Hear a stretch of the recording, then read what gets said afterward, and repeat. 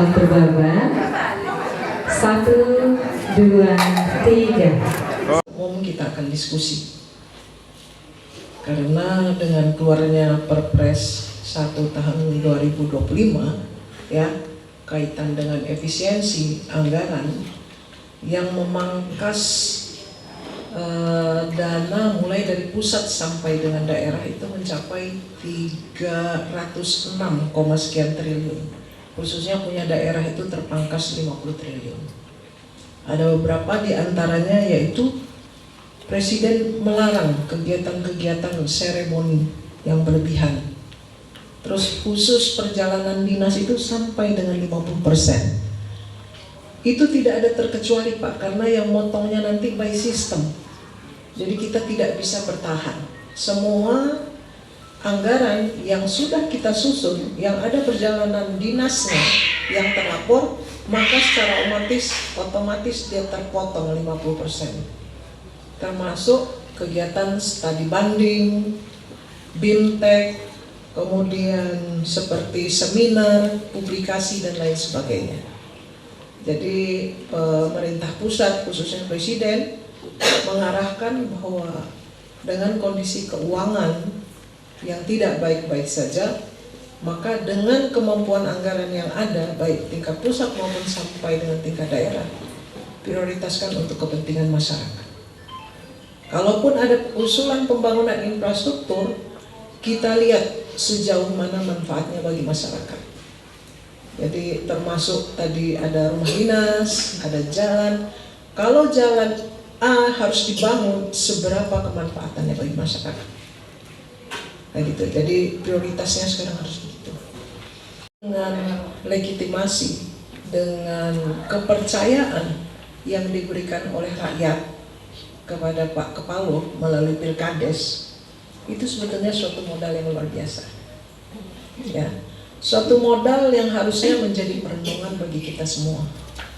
Betapa besar dengan kemenangan Bapak Ibu sekalian duduk menjadi pimpinan BPIO, berarti rakyat punya harapan besar. Harapan besar, rakyat itu nggak tahu ada duit atau nggak ada duit, nggak tahu mereka. Termasuk kita urus tidaknya rakyat, dia kan diam. Apalagi rakyat kita ada dalam kelas menengah ke bawah. Apapun yang dilakukan, kita mau zolim juga di mereka diam, nggak akan melawan. Tapi kalau sebaliknya, kita urus dengan baik, mudah-mudahan ini jadi bekal.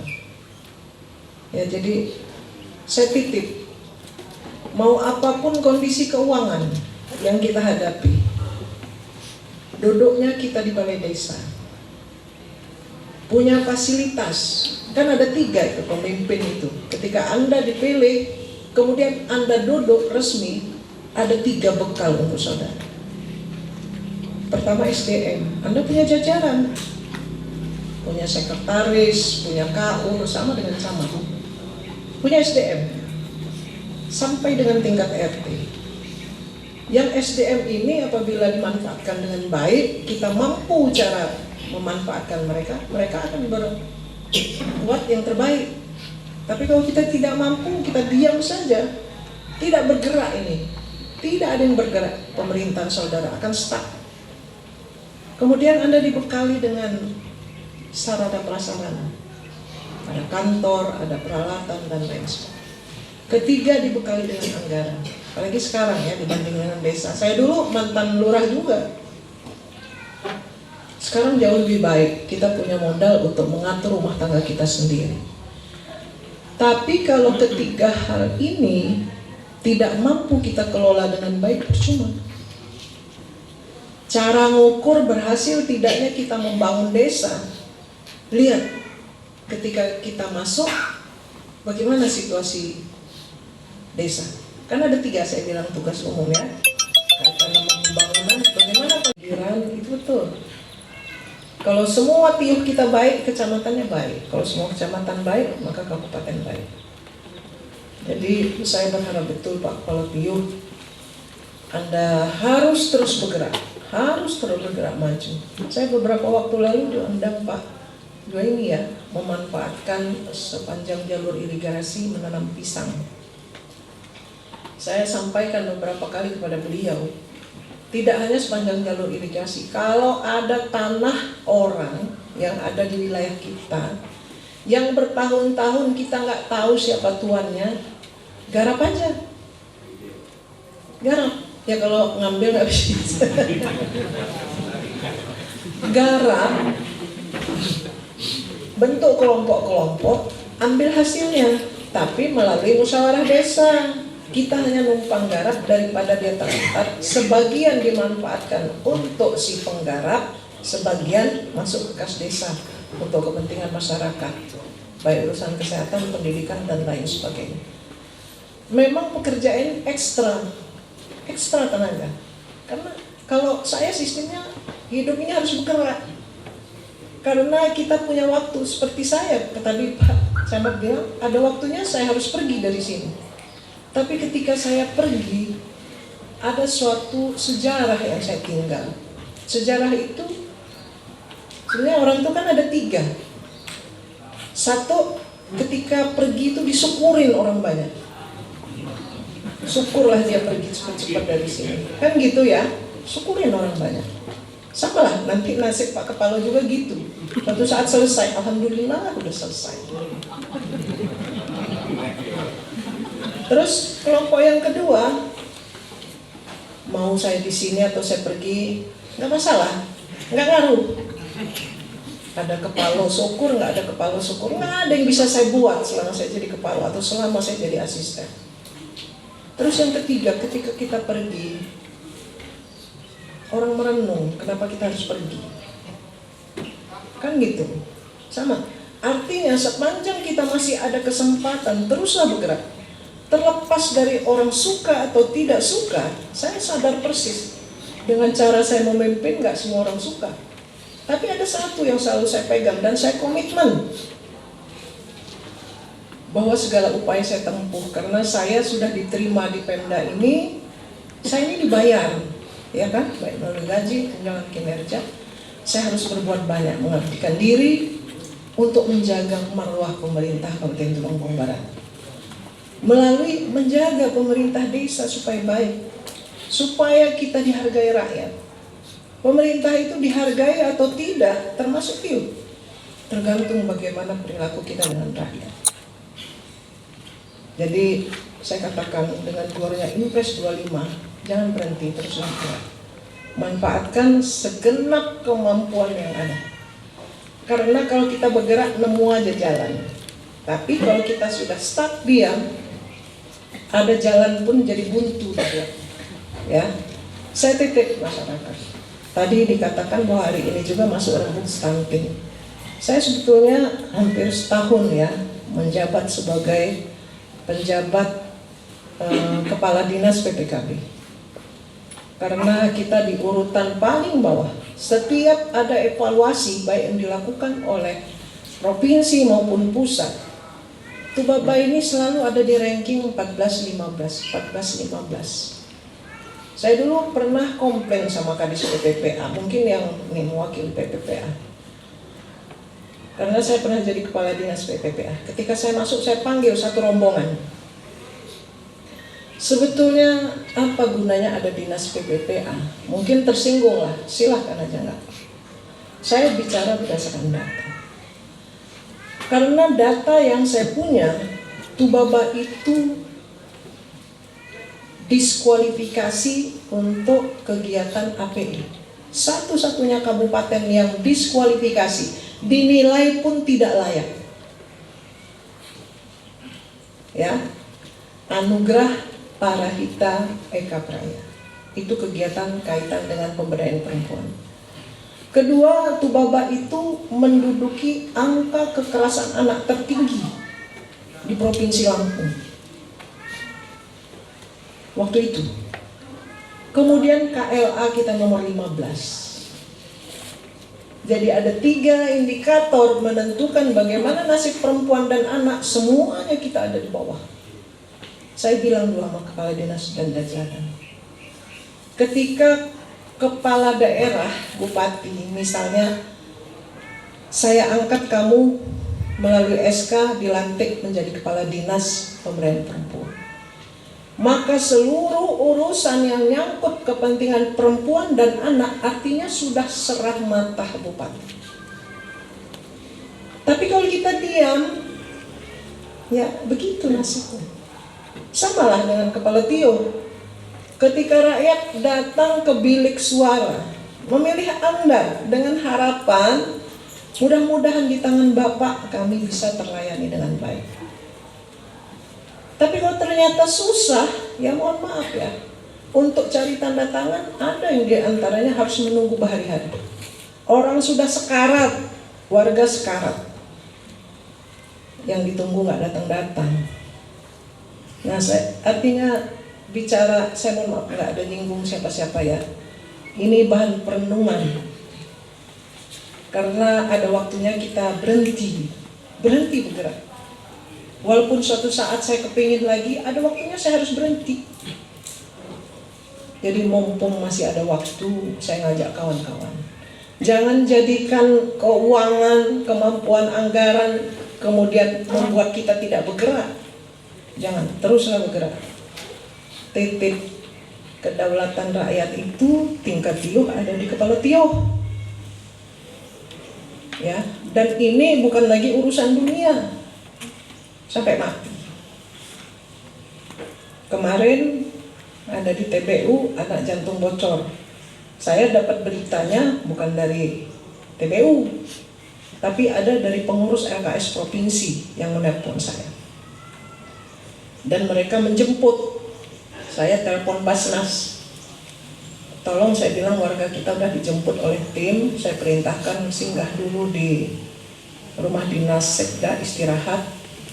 Kemudian saya minta Basnas transfer saja dana untuk biaya karena harus segera dioperasi di Jakarta. Jadi artinya saudara-saudara sekalian, banyak sekali persoalan yang terjadi di sekitar kita.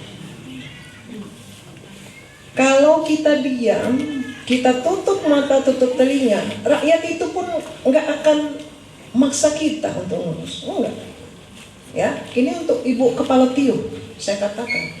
Ibu Kepala Tio ini ex officio.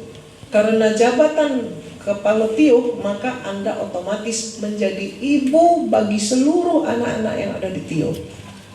Jadi jangan pernah kita mengurus anak kita sendiri. Buka mata telinga, itulah yang namanya amanah. Kalaupun ibu-ibu diam di rumah, rakyat juga nggak akan protes kepada Anda. Nggak berani. Tapi sudah wayahnya, itulah yang disebut amanah. Ketika ada jabatan, maka saya harus bergerak untuk tahu sejauh mana kesusahan yang terjadi di masyarakat saya. Ya, balik lagi ke urusan akhlak. Jadi saya titip Pak, kalau ya, saya titip. Saya kalau mau jujur, saya nyaman ya di Tulang Bawang Barat ini, saya nyaman. Kalau bicara, saya dulu pernah juga jadi lurah, bahkan saya sampai istana jadi. Kalau bicara sama Pak Camat, saya 9 tahun jadi camat. Jadi selalu saya bicara, udah jangan nipu tukang tipu. Ya, saya selalu ngomong, udah jangan nipu tukang tipu. Saya tahu urusan-urusan kayak gitu. Makanya saya sangat sering turun ke bawah. Kadang-kadang Pak Lurah nggak tahu saya turun. Nah, jadi urusan stunting tadi kan pada awal tahun 2024 akhir 2023 diadakan verifikasi validasi verbal oleh seluruh kader. Ada 3 kader kita di sana ya, dari PKK, dari Bidan Desa, dari PPKBD. Pemerintah itu sejarahnya panjang. Sebagian rakyat untuk memudahkan urusannya menunjuklah kita. Ya, jadi saya titip urus rakyat. Ya, terus ibu-ibu urus anak-anak. Anak-anak itu, anak-anak ibu sekarang bukan anak-anak yang keluar dari kandungan ibu. Tapi dengan jabatan yang ibu-ibu emban, ibu-ibu harus peduli dengan seluruh anak yang ada di Tubaban, termasuk perempuan. Ya, saya titip. Saya mohon maaf, dan ikhlas, nggak ada salah-salah. Saya nggak pendendam, nggak ya. Kalau ada selip-selip kata ya Pak Jo ini ya, ngomong-ngomong nggak benar, ya udah tutup ya, tutup. Termasuk ibu-ibu, kalaupun saya harus keras, saya harus turun melihat sejauh mana, semata-mata menjaga kehormatan pemerintah ini ya. Demikian mungkin yang dapat saya sampaikan, dan kepada kawan-kawan Muspika ya, terima kasih banyak bahwa Muspika ini memang secara struktur mungkin beda ya, hanya mendampingi Pak Camat menjaga agar stabilitas, keamanan, ketertiban masyarakat tetap terkendali. Tapi saya sangat mengapresiasi kerja beliau-beliau ya. Beliau ini sebenarnya, pemerintah itu prinsipnya penjaga malam, meyakinkan bahwa rakyat kita bisa tidur dengan nyenyak, dan itu yang dilakukan oleh saudara-saudara kita baik dari TNI maupun Polri. Jadi jangan pernah ditinggalkan ya, kawan-kawan UPT yang selama ini telah bergabung ya. Saya ingat masuk di sini saya masa sulit kita menghadapi COVID, dan saya lihat semua kita bergerak ya. Saya sampai 3 kali kena COVID, cuman ya nggak masalah, masih hidup juga kan. Artinya urusan mati itu bukan urusan penyakit. Mau penyakit apa aja, kalau belum waktunya mati ya masih hidup juga kan. Jadi jangan pernah takut gitu, jangan pernah takut. Sekali lagi terima kasih, kita saling memaafkan ya. Insya Allah dimanapun kita bertugas berada, yang terpenting bukan soal jabatan, bukan soal dimana kita berada, yang terpenting ada gunanya. Hidup itu ada gunanya aja buat orang. Jadi Kepala Tio ada gunanya. Banyak sejarah saya di TPU ini, mulai dari Karta Tanjung Selamat ya, sampai sekarang saya blacklist. Punya apa-apa, bergerak, kita harus bergerak, harus selesai. Nggak ada masalah yang nggak selesai kalau kita bergerak. Soal selesainya baik atau enggak masalah ya. Usaha mau bangun itu teruslah bergerak membangun. Soal hasil nggak hasil bukan urusan kita lah. Jangan terlalu khawatir ya. Harus berani Pak Kepala Tio. Saya rasa demikian ya, urusan nanti pembangunan nggak usah terlalu panjang diskusi itu. Urusan mempertahankan jalan ini kita percayakan Pak Dewan, karena sekali lagi kue yang dibagi ini kecil. Kue yang dibagi kecil, bukan nggak ada keinginan dari pemerintah daerah untuk memenuhi semua yang diharapkan masyarakat. Tapi karena keterbatasan anggaran, maka kita harus berbagi mana yang menjadi prioritas. Bapak Ibu sekalian, demikian beberapa hal yang perlu saya sampaikan pada kesempatan ini. Akhirnya dengan mengucap Bismillahirrahmanirrahim, musyawarah perencanaan pembangunan Kecamatan Tulang Bawang Udik dengan ini secara resmi saya menyatakan dibuka. Semoga Allah SWT, Tuhan Yang Maha Esa, senantiasa melimpahkan rahmat, karunia, dan jalan mudah bagi upaya kita membangun Kabupaten Tulang Bawang Barat tercinta ini. Sekian, terima kasih. Assalamualaikum warahmatullahi wabarakatuh. Yuk.